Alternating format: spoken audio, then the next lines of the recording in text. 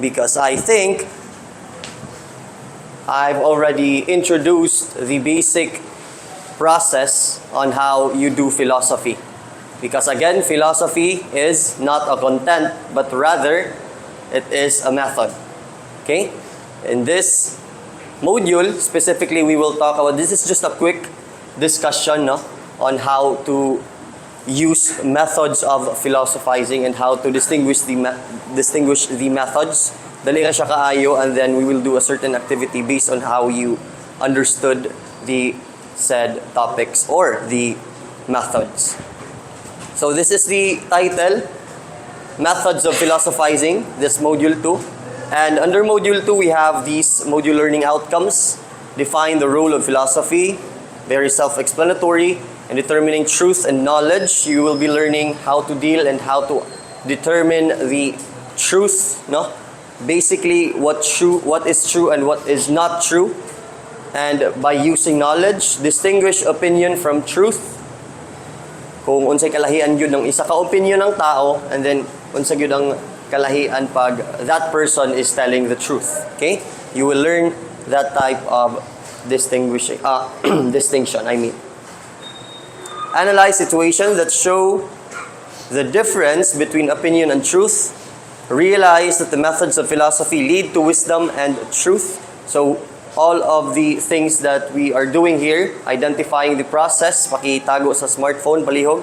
Realize the methods of philosophy lead to wisdom and truth. Because again, philosophy, as we define it sa atong last meeting, it is the love of wisdom. Okay? So, ang pag-identify ng unsay tinuod will lead us to philosophical wisdom and truth. Unsay kamatuoran. And evaluate opinions if it is true or just full of nonsensical things. Lesson 1, again, distinguish opinion from truth. And these are the learning outcomes. This is just very specified. These are just very specified objectives to what I've just shown you earlier. So, ingani lang kasimple ang discussion karon class. If you have a marites nga silingan, for example, and that marites, that person, delivers, of course, a chika sa inyong balay, buntag sa iyo. Let's say, for example. And then, ang chika is, nabuntis daw ang inyong tapad nga silingan or ang inyong atbang. Now, as a human person, if you automatically believes that chika, without verifying whatsoever, without any verifications, and evaluation of that chika, and mutuo lang kadayon, then something is wrong with you. Diba? You're not evaluating the said information if it is true or not. Therefore, wala ka mag-evaluate and mag-distinguish effectively on what is true or not. In other words, this one here in the illustration is the green flag. Choosing significant other, choosing a friend. Asa may inyong pilion din sa duha? Ang truthful, di ba? You always want someone to tell you the truth, but as a person, we fail on identifying what is true or not. That's why in here, we are basically introducing the basic factors and the fundamental considerations on how you should identify the said true or lie. Because if you are focusing on the lie itself or the information, even though it's a lie, then there's a problem sa imong pagkatao gyud. It's just the use of our common sense on how we identify the said true or truthful thing or nonsensical thing. Diba? If we are lied to, sakit sa buot. Correct? Sakit sa buot pag mailad ka, sakit sa buot. I don't know if you feel satisfied when you lie to someone, but it is not a good thing to do. Philosophy is here to tell you that it is not a good thing to do, and that is why we must, as human persons, ideally speaking, we must settle to tell always, if not always, most of the times, to tell what's true. Okay? How do you settle to tell something or to tell or express an information without actually verifying what's true or not? Dili siya kaayo credible nga source, no? I, for example, experienced this one before nga na purchase online, and then suddenly ang seller di ay kay scammer di ay, di ba?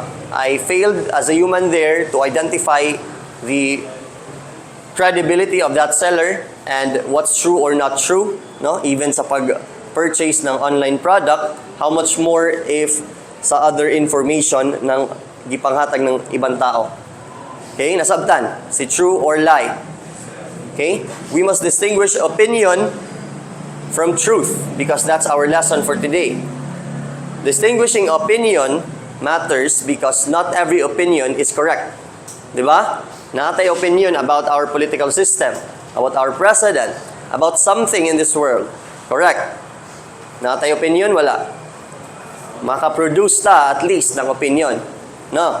And then, us producing opinions, we must identify those opinions and the opinions coming sa atong front, if it is correct, or if they are correct, or if they are just full of lies.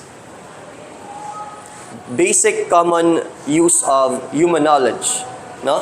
What is correct and what is wrong. And we must settle for truth. How? Unsaan man, sir? We must know first the concept of truth or the definition of it, no?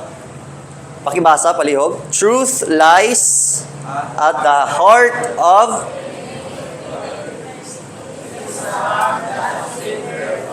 it is a fact that has been verified. Sa Facebook, pag mag-login ka mo sa other device, di ba, na a verification process to see if it is you. To see if it is if that person putting the name online, no?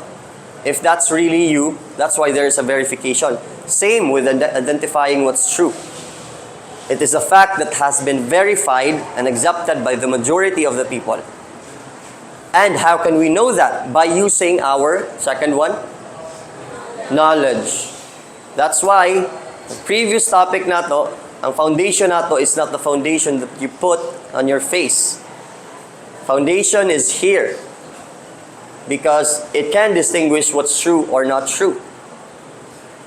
Okay, given sa human person, although mailad ta most of the times or sometimes, but we still have the knowledge to be utilized to identify what's real or not. Nakakay knowledge para di ka ma-scam sa online. Nakakay knowledge para di ka ma-scam anywhere else. For you not to commit the same mistakes, you have the knowledge to create something new of you. You have to innovate, and you have to get rid of all the nonsensical things to settle for truth and not to settle for the lies. Okay? Knowledge here is important. According to Abellia 2016, our source, knowledge is important, obviously, to clarify knowledge before we discuss truth. Because there are conversations going on in our minds before we arrive to a certain conclusion nga tinuod yun di ay ang isa ka butang. Na legit yun di ay nga seller, for example. Legit yun di ay niyang feelings para sa ako, for example. Kinsay na ay mga kachat. Legit ba ang feelings? Is it truthful or sincere enough? Sa mga naay mga significant other, raise your right hand daw. Naay mga uyab.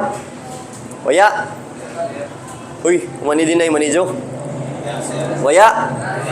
Good thing. You're focused on your studies. But anyway, one requires knowledge to identify what? What's true or not, or identify basically the unsa pa gani identify ng knowledge, i-verify ng knowledge, everyone. Ang truth. Very good. Sabtan. So, I have here a little activity no naapatay time. Dali ra kaayo siya. You just have to identify what's true or not. Okay? 6 items ni siya. And after that one, we should check your papers. Okay? 1/4, anay. 1/4. Letters na. Answer na diretso. Let me just pause the video for a while.